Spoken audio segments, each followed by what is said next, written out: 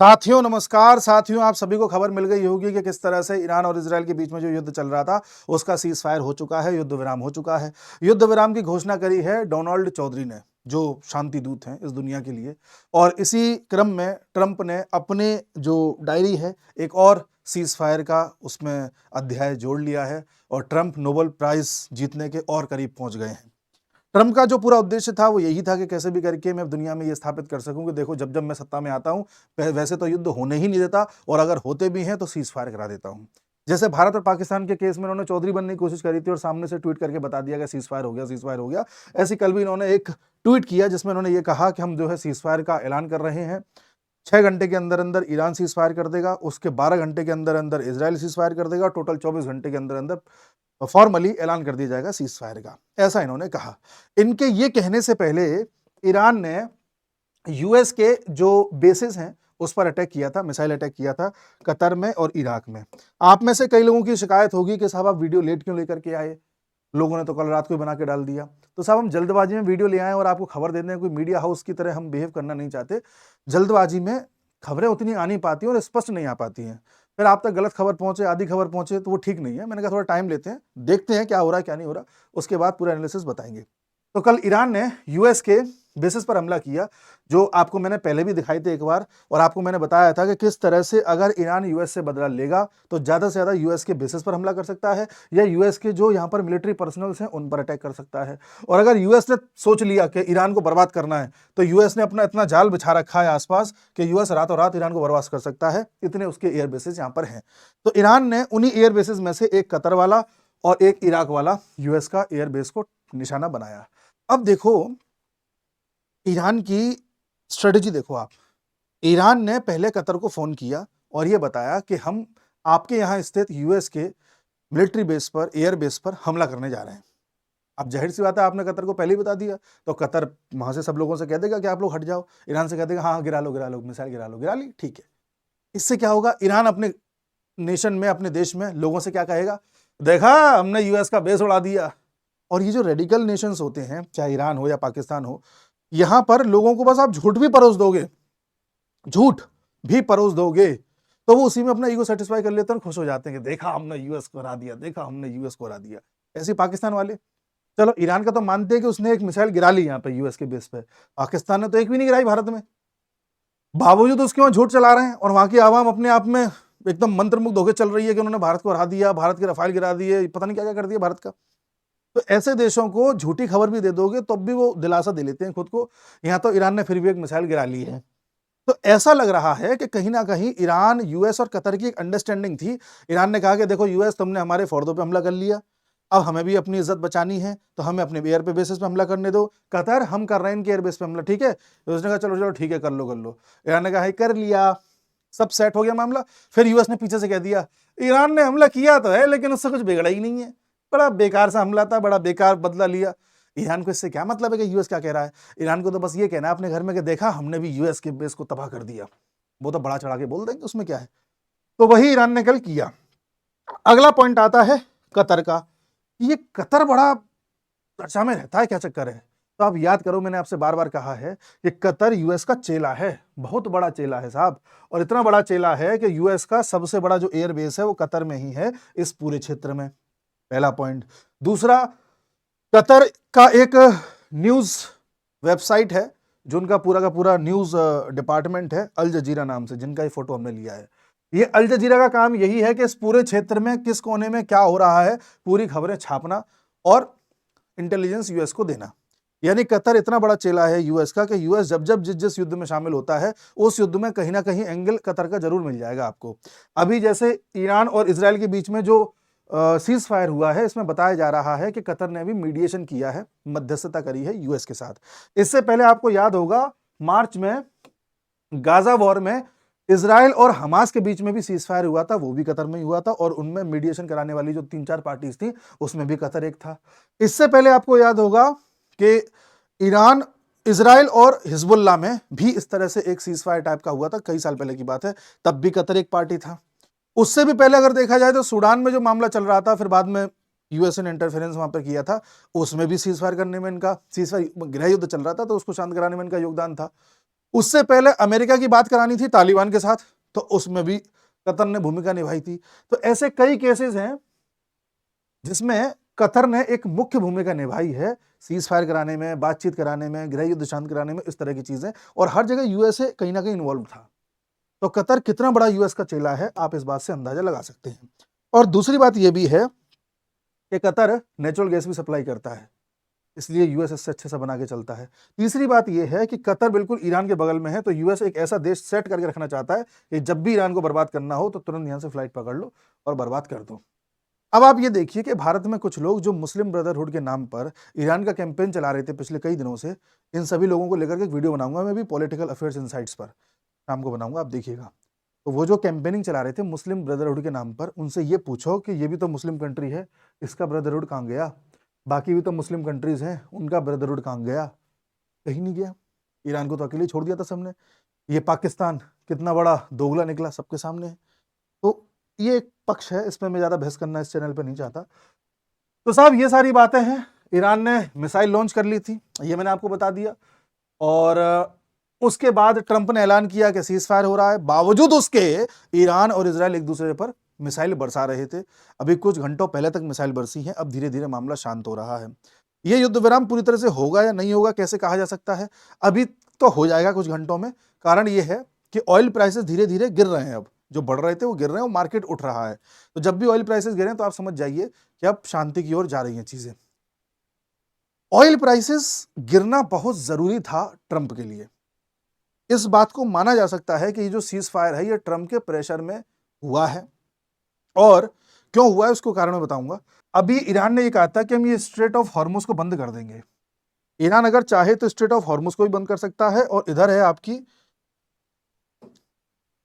यहां पर है बाबल मांडेव, इसको भी बंद कर सकता है, क्योंकि यमन में हूती रहते हैं और जो हूती हैं वो ईरान के ही प्रॉक्सी ग्रुप है। तो ईरान अगर अपनी पे आ जाए इन दोनों को बंद कर सकता है। चलो मैं कह रहा हूं उसे ना भी करे, इसे तो करने की उसने बात कही है और अपने पार्लियामेंट से पास भी करा लिया है। अगर ये स्ट्रेट ऑफ हॉर्मुज बंद हो जाती है तो दुनिया में ऑयल प्राइसेस बढ़ जाएंगे। अमेरिका जो ऑलरेडी टैरिफ्स की वजह से एक महंगाई की ओर जा रहा है, इन ऑयल प्राइसेस बढ़ने के बाद अमेरिका में महंगाई और बढ़ जाती, जिसके बाद डोनाल्ड ट्रंप के विरोध में जो वहां पर पिछले कई दिनों से दंगे चल रहे हैं, प्रदर्शन चल रहे हैं, वो और ज्यादा बढ़ जाते और हो सकता है डोनाल्ड ट्रंप के लिए कुर्सी बचाना मुश्किल पड़ जाता। महंगाई का मुद्दा डोनाल्ड ट्रंप की कुर्सी को छीन सकता था, पहला पॉइंट। दूसरा, ट्रंप को यह भी पता था कि यहां पर मैं सीज फायर करा दूंगा तो एक और नोबेल प्राइज के लिए मैं और नजदीक पहुंच जाऊंगा और एक कथा और जुड़ जाएगी कि देखो इस युद्ध को भी मैंने शांत करा दिया। जबकि पहले युद्ध में भी और इस युद्ध में भी जो है, इस युद्ध में तो मानते हैं पहले भारत पाकिस्तान के युद्ध में उनका कोई योगदान नहीं था। तो साहब इसलिए ट्रंप का प्रेशर था इजराइल पर, और इजराइल बार बार जो ट्रंप से या अमेरिका से हथियार मांग रहा था, इनको आपूर्ति उस तरह से नहीं दी जा रही थी। इसलिए इजराइल जानता था कि थोड़े समय के लिए युद्ध विराम अगर होता भी है तो हमारे पक्ष में है। इस बीच हम क्या करेंगे, अपना एयर डिफेंस सिस्टम जो हमारा लुट पिट गया है उसे दोबारा ठीक करके मजबूत कर सकते हैं, हथियारों का जुगाड़ कर सकते हैं।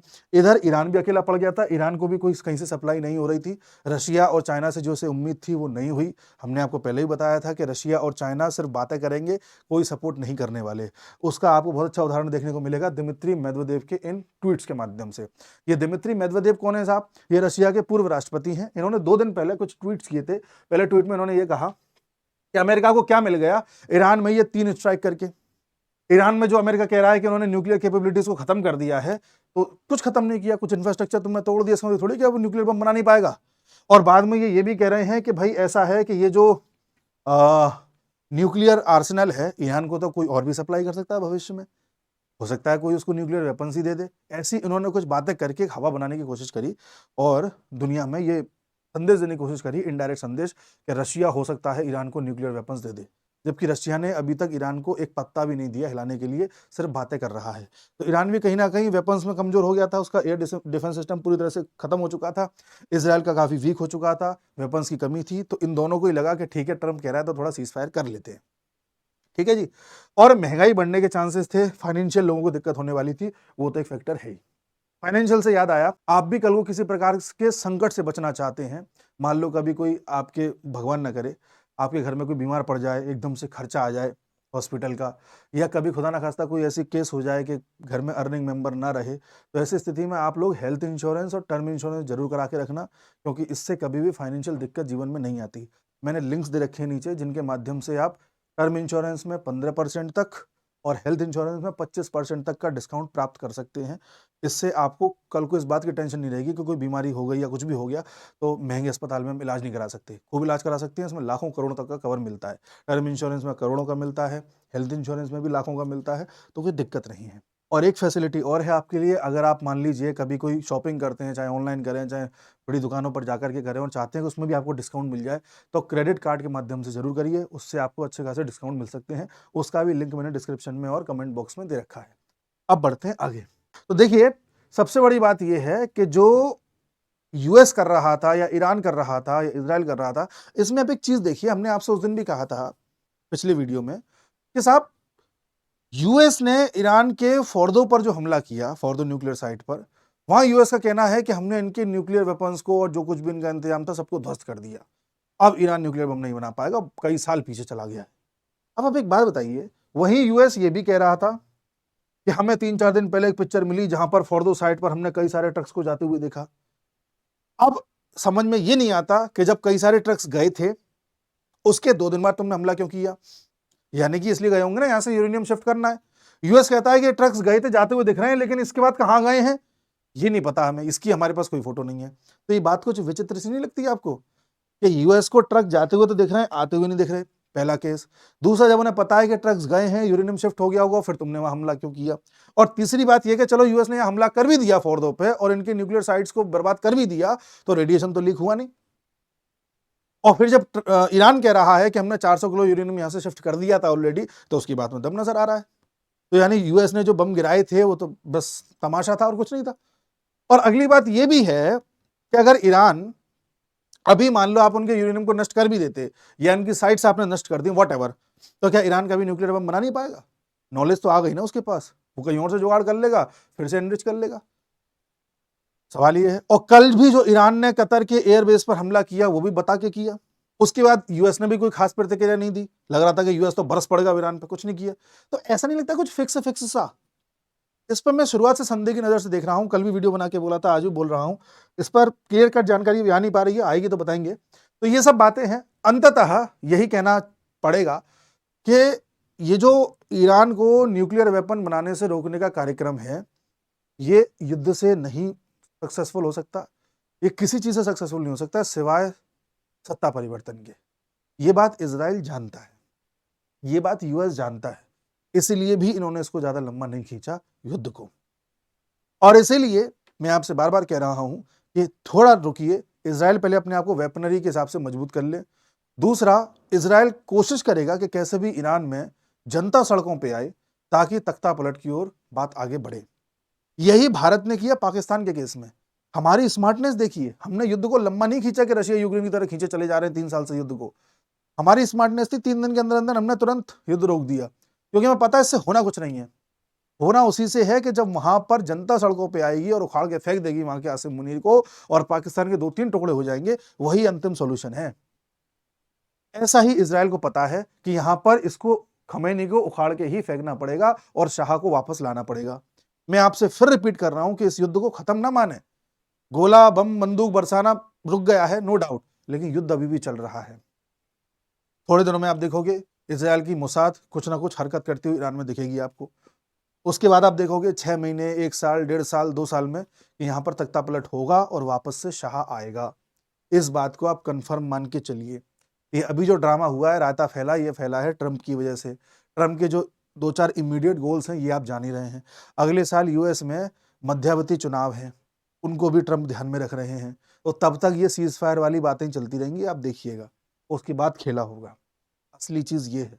और ये जो रशिया कह रहा है ना बीच बीच में कि साहब कोई भी उसे न्यूक्लियर बम दे सकता है, ये सब ड्रामेबाजी है। इस चीज को ईरान भी समझ गया है और ईरान भी कुछ कुछ खफा है।